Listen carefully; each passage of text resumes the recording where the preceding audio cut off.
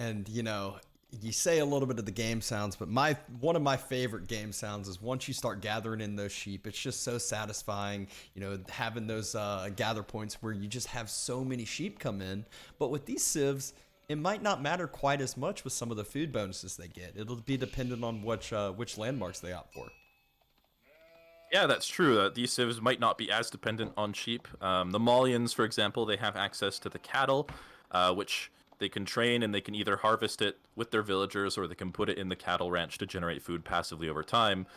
But if they do choose to gather it with their villagers, it's a very fast gathering food source. It's, I believe, the same speed as a boar to gather that, so very, very strong gather rate there. And at the same time, the Ottomans, they have access to one of their vizier points or their landmarks that both give them extra food. The Anatolian Hills vizier point gives them 8 sheep as well as 10% gather rate on their mining, which, can compensate a lot if you don't find a lot of sheep on the map. Or they can use the same landmark we saw Misto use last game, the Twin Madrase, which gives you those berry bushes that gather a little bit faster and regrow over time. Yeah, I think that the first vizier point you talked about with the extra mining and the 8 sheep that it spawns, I believe, it's very, very strong. You talked about this potentially being a greedier game. Well, if you have safe food under your town center and extra resources coming in, that sounds right up the alley of being greedy. Although last game seemed pretty greedy as well, with both players opting for multiple TCs, and in the case of DeMusliM, he dropped an extra one compared to DeMusliM. Yeah, it's definitely an option.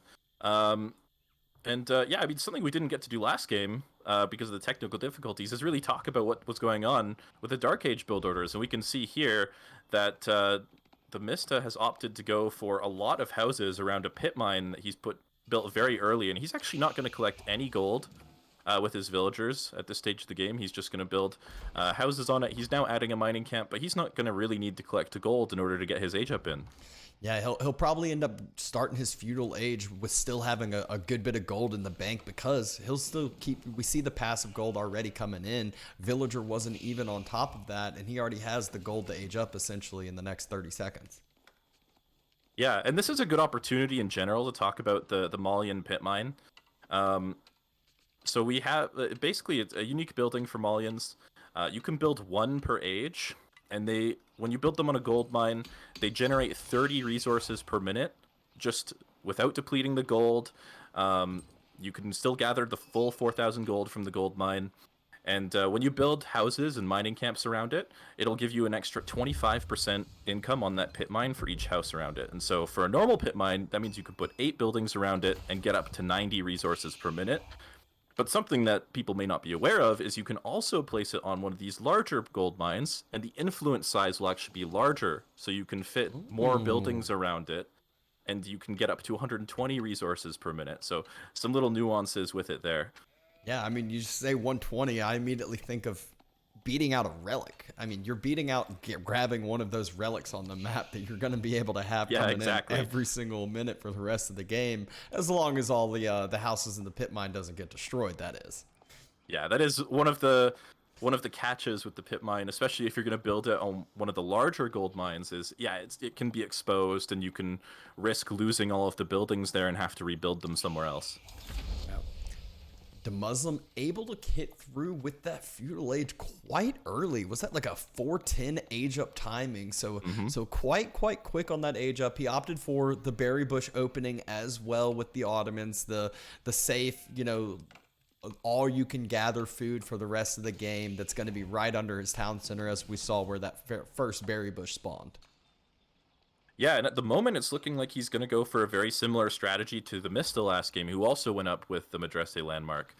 He's now gathering stone, he's gathering wood. He could still choose to go for a military school instead of a town center here, but at the moment, he doesn't have a lot of villagers on food. He's got tons on wood and tons on stone, so it looks like he is going to be going for that second town center as early as possible.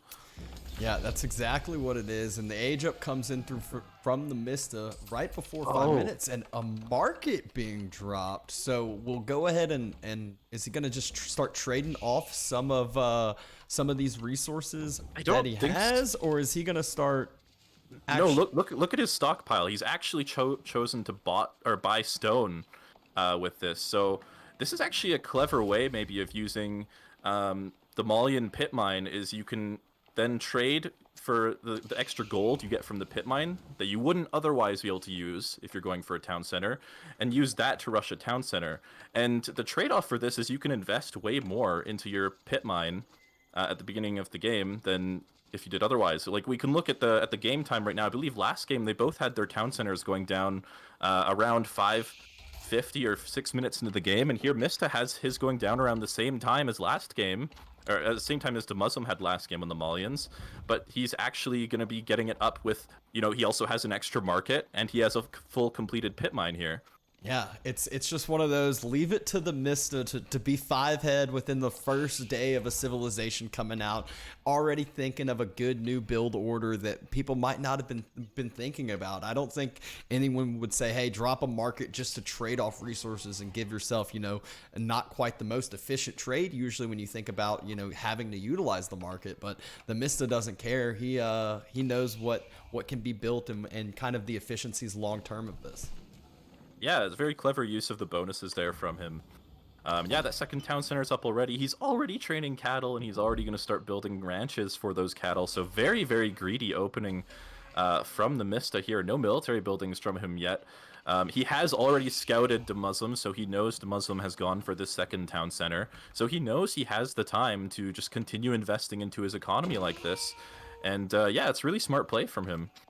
Yeah, and notice where that second town center dropped. It's right on top of that pit mine. It's right on top of, you know, a secondary stone and almost kind of that left side of his base. So he's secured up a little bit more of this map control, and he's dropping his cows in between the two town centers. So his food sources are going to essentially be double protected by his two town centers.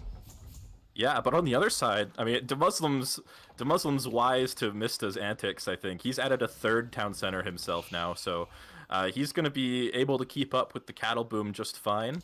The cattle boom, you know, is good, and it is pretty fast to do, but the downside is that you do have a limit on how many cattle you can make, and they are slightly weaker than villagers.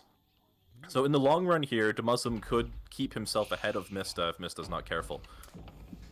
Yeah, it's almost like exactly what we saw last game, where Mista was slowly able to eke out, but the big thing was able to win those trades and then snowball that to no regards. And do we see Mista already starting to drop some walls in on the opposite eastern side and just kind of protect up a lot of food sources behind that, as well as one of those big gold mines if he chooses to wall next to that sacred site? Yeah, it looks like that's exactly what he's doing. He's probably going to be walling all the way to the edge of the map there. I would imagine he would get the sacred site in there in the large gold mine. And he hasn't placed his second pit mine yet, so that could be a really excellent location for that pit mine to get that extra income. He's just playing that defensive boom almost, but it's also allowing DeMusliM to do whatever he wants. And with the Ottomans, you know, I would think them being a little stronger later game with those great bombards, but I, you know, am not one of the balance testers. Obviously, the Malians can end up getting so much passive gold and passive food that it can really, just how you said last game, allow you to train more military units and transition that extra food, extra gold into a stronger military strength. Yeah, it's definitely the big benefit of having the cattle in the later stage of the game is that you can be at 200 population and you've just got more units than your opponent because of the extra cattle that you didn't have to spend that population space on for. Though to be fair, it is a little bit more complex than that because other civilizations also have gather rate bonuses for their late game economy, right? Like English, you know, they have 30% gather rate on their farms and enclosures, so they may not need as many villagers as the Malians would in order to maintain the same unit production. So it's a little bit of a trade-off. Oh yeah, it's the things you don't think about. Same thing with the Abbasid and their extra attacks they can get out of the House of Wisdom, Rus with bounty, so on and so forth. You definitely are right on point. And both of these players, again, they're right in line with the Castle Age timings, just how they were last game. And so Castle Age really seems where both players seem to be leaning towards as far as these civilizations' strength. Boom up a little bit with extra TCs, and then transition that into that Castle Age, you know, aggression with all of the units that you're able to support. Yeah, it's super interesting to see which landmarks they're going to go for as well. It looks like for DeMusliM here, he's going to be going for the Istanbul Imperial Palace. And what that does is it basically has an aura around it, and any buildings inside the aura are going to give you more experience points for every unit you train towards your vizier points. And so what that means is I should probably explain how you get vizier points in the first place. And the way it works is every time you train a unit, you'll get experience points that add to these vizier points, to the progress on your vizier points. And the number of XP you get is dependent on the cost of the unit. So if you're going to train a spearman, it's going to give you a handful of vizier points. But if you train a knight, which costs 3 times more than a spearman, then it's going to give you 3 times more XP. And so the Istanbul Imperial Palace is going to give him a lot of extra XP, and he's going to be able to use a lot of those vizier point bonuses a lot earlier into the game. In addition to that, we got lots to talk about here. You can normally only get 5 of your 9 vizier points in a game, and that's the cap. But if you have the palace, then you can get a total of 7 out of 9. It also gives you a little bit more late game power. That poor villager. As we see the scout and the cavalry unit just headhunt the villager in the corner, tried to hide it over there, just tried to just say, you know, one of those, if I can't see you, you can't see me, but did not work out that way. As we see, is that a 4th military school being dropped next to the blacksmiths? And one thing we didn't talk about too was those blacksmiths for the Ottomans, they reduce the is it train time of those military schools as well as your production buildings? Yeah, that's right. So the blacksmith improves the production speed of all of your buildings, all of your military buildings, I should say. So it doesn't affect your town center or your market or anything like that. But yeah, it does affect your military schools. So he will be getting more value out of those military schools thanks to surrounding them or surrounding that blacksmith with them. Yep. And just how last game DeMusliM was a sucker for passive gold and food generation. You see him already grabbing in those relics, securing in the 2nd relic on the map. And notice Misto's walls actually are not like securing up a lot of the relics other than the one in his easy corner. So this might be a 4-to-1 relic differential that DeMusliM might be able to secure in for himself. Yeah, that's definitely a possibility. It doesn't look like Mista's added a monastery himself just yet, but he may choose to do so at some point. And at the very least, he will be getting that relic in the back of his base. So it's not going to be a 5-0 split, but it could be a 4-1 if Mista allows him to get the last 2 relics on the map there. Yep. And Mista did opt for the pit mine, I believe, around that eastern site that we were talking about, and building some more forward walls to secure up the sacred site, but still not quite up any of the relics, and can't get additional houses around that because of his initial wall. So I think his idea is going to be, after that forward wall gets built, he'll destroy his back one and be able to finish all the houses around that pit mine. Yep, that could definitely be the reason for his rewall. And that wall is, yeah, as you said, it also going to secure him the sacred site. And yeah, seems like a good idea overall. But Mista is going to be pushing out across the map here. He's got a handful of units. He did age up with the Farimba garrison landmark. So these units are going to be... Ooh, the Donso having a little bit of a bug there with the torches. But the Farimba garrison is going to mean that Mista can only use gold to train a lot of his units. And that means that he's actually not going to need a lot of villagers on food. He's probably got only the cattle on food. But it looks like a little bit of a fight here. The Sipahi are trying to like buy time for this monk to get through, but it looks like that's not going to be the case. These javelin throwers are not going to let that monk go freely. And yeah, he's going to get picked off pretty easily there. And then those Donzo on the front side, they have a ranged attack as well, but it has a cooldown after it. How long can they? How long is it before they're able to throw those spears again? Yeah, so the javelin throw, or the Donso spearmen rather, like, yeah, as you said, they can throw the spear every so often. The cooldown is pretty short. It's about somewhere between 13 to 15 seconds. I don't remember the exact number. And it does a decent amount of damage. I'm not sure exactly what the number is, but it does do bonus damage to cavalry. And that can be a really nice way to just get some extra value out of your spearmen, even if they're not able to get into melee. Yeah, and notice the the units that DeMusliM's opting for, he had heavy cavalry units. We just talked about the Donzo countering very effectively, but DeMista already has those javelin throwers, which counters out any ranged units. So DeMusliM's starting to get archers, starting to get crossbows out, but the javelin throwers are going to just heavily counter those. So DeMista seems to, and that's what he is going to deal with the situation with, was that mangonel we just saw. Yeah, Mista currently doesn't have a good answer to these mangonels, so he's going to have to back up for now. I'm interested to see if DeMusliM chooses to go for the siege cruise vizier point. A couple villagers going to get picked off here. Not going to be the biggest deal for DeMusliM. He still has 100 left over, but yeah, one of the things DeMusliM could choose to do here is use one of his vizier points on siege cruise. And what siege cruise does is it allows you to garrison any unit inside one of your siege weapons, and it will actually increase the attack speed of the siege weapon by, I believe, 25%. So it actually makes them quite a bit more powerful. Yep. That is exactly right, and I think that's like one of the really cool ideas that we've seen come out, where it's, you know, it's a way to differentiate siege just a little bit. And these Rams are trying to find a successful target to take down, and have just denied up a gold mining camp, which isn't too big. But the big thing is behind this, all the map control that is being taken. You see forward outposts, forward siege workshop, relic got denied. So it wasn't 4 relics like I thought. DeMusliM still is sitting at 2.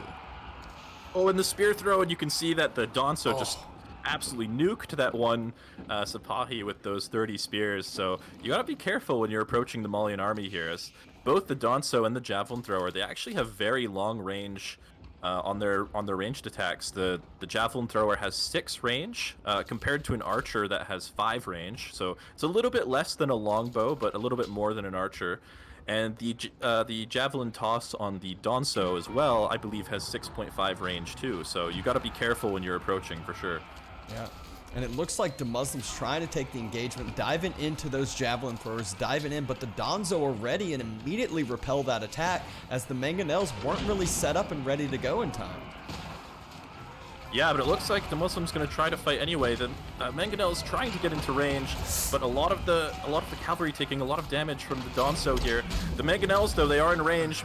Mista's going to split up his army to avoid the area damage, but this is looking really good for Mista. Yeah, Mista just absolutely was able to snipe down 2 of the mangonels before they got any fire off. A 4th mangonel comes out, but there's still a full unit mass on the opposite side for the Mista, and DeMusliM doesn't really have much protecting this. No, it doesn't, or he doesn't, and yeah, he's going to have a lot of trouble now dealing with this push, and when this push starts taking out these military buildings, he's going to be in big trouble. He does have some springalds on the back here for a bit of long-range support, but they're not going to do too much damage here to the Rams anymore, as the Rams now have 20 more armor than they used to compared to the previous patch. So yeah, he's in big trouble. And with this push, he did the exact thing I would expect, is usually you snowball this and you say, okay, I'm going to take control of your base now. We see the outline of a keep right to the west of this, taking down more of those production buildings, took down a blacksmith to even delay up how fast those buildings are producing like we talked about earlier, and still just continues to snipe down siege with the few springalds he has in the back line. Yeah, and there's going to be a keep going up here behind this now for Mista. He's going to really secure that forward location with his army on top of DeMusliM's production, and DeMusliM Imperial Age hits throughout this. Behind this, he has dropped Imperial Age, so we'll immediately be able to get some of those upgrades. We saw a great bomber jump into the queue, but I believe it immediately ended up getting canceled, as he's going to need resources for a lot more than just that. As we talked about it, he needs to be able to protect that great bomber. And no, it is on its way. It is in production, and he is getting ready to try to start immediately taking down that keep we saw drop. Yeah, and that bombard is going to be really strong in this situation. They, you know, it's very expensive, but it compensates for that with a lot of power. So it's pretty tanky. Even the springalds, they're not going to have a super easy time taking out this great bombard. Especially if he chooses to repair it behind this. He does have some Janissaries which can repair it as well. It's also got quite long range, not as long as an upgraded Springald or a Culverin, but against these Castle Age Springalds, it actually outranges them. And on top of that, it also has bonus damage against the infantry here. So the Great Bombard is going to be a very good answer to the units here as long as he can keep it defended. It's pushing up by itself. Oh my gosh! First shot, just that AOE. You can see how much damage it did as those units decided to run on away, and the three Rams are still deciding to just run through the base of DeMusliM, and raids coming in all around as TheMista. He says, all right, you hit Imperial. Well, I'm still going to just take control of everything right now. Yeah, but, I mean, Mista's in a great position right now, but he hasn't done any game-ending damage yet. We can see DeMusliM still has 112 villagers, so he's still got a very strong economy. If he can hold on and build up his military to match Mista's, he could still get himself out of the situation and win this game. But yeah, it's a tough position, especially now as we were just talking about him having a good economy, but there's going to be a lot of villagers going down here. Yeah, the good economy, it was 40 idle or 30, and it's 30 right now, but that's after about 15 or so have already gotten taken down. Those great bombards, they're taking down single units. I don't really think that is the most efficient use for those, and the military for TheMista is just circling around, taking down everything he can, and behind this, he's about to drop his own Imperial Age to match it from the side of DeMusliM. Yeah, and really the biggest problem for DeMusliM right now is that he doesn't have any gold income anymore. He lost the relics in the monastery. He's been forced off all of the gold mines. And really the best way for him to get gold right now is just to sell resources, which is not where you want to be. And look at that bombard taking out 3 javelin throwers in 1 volley and damaging 2 more. Yeah, and see, the key here is Mista's about to hit Imperial with almost full population, 85 military units, whereas when DeMusliM hit it, he was getting his base absolutely destroyed. He's clearing up his base. He has 3 great bombards, and if that number stacks up and he's able to defend it, those are 1,500 resources a pop. They do so much damage, and they're going to be very hard to take down. Even if you have Springolds, the AoE damage can take out a quite bit of amount of Springolds from the opposite side. Yeah, they're really the biggest thing that that Mista's going to have to deal with right now. And he's garrisoned units inside them as well, so he's used that siege crew's vizier point, and so those great bombards are even more powerful now with that 25% extra attack speed. Yep, about to just absolutely demolish this keep in just a couple shots. Oh, just listen to those bombards fire. Isn't it beautiful? Oh, and I love how you can see the projectiles come out. You just see how just detrimental they are, and just able to take down this keep in just a few volleys. If the third one had not taken the long circle around, it would have been even less. But, you know, to each his own. He has other plans, as he might want to move forward for that outpost or try to resecure the relics and some gold on the map. Yeah, DeMusliM is alive for now, but yeah, as you mentioned, like, gold on the map is the biggest problem for him right now. He does, thankfully, have upgraded Sipahi. He has elite Sipahi, so that is going to be a unit he's going to be able to train pretty easily, even without gold. It's only 110 food and 20 wood, and making good use of the fortitude ability on that gold mine as well to kill the villagers super quickly with that extra attack speed. Yeah, huge raid on the opposite side. Mist is actually starting to secure up some of those relics for himself, but look at the gold income right now. Mist is at 2,400 per minute. DeMusliM, 0. And that's going to be a scary situation, as Mista should be able to continue to get all these Imperial Age upgrades on the right side, as well as support a lot of siege, whereas DeMusliM, to get anything that costs gold, he's going to have to trade off. Yep, as long as Mista can come up with an answer to these bombards, he'll be in a pretty good spot, but yeah, the real question is, what is DeMusliM going to do to get himself back in this game? He started collecting the relics again that he lost earlier, so he's going to have 2 relics, giving him a little bit of passive gold income, and looks like he's sending villagers now to try and get onto the gold mine on the left side of his base, so he is going to start collecting gold again, but he has no I don't walls. know. He has no walls. He doesn't have a good way to protect these villagers right now either. There's no infrastructure over there. He does have 1,400 stone in the bank though, so he could quickly drop a keep on the gold mines.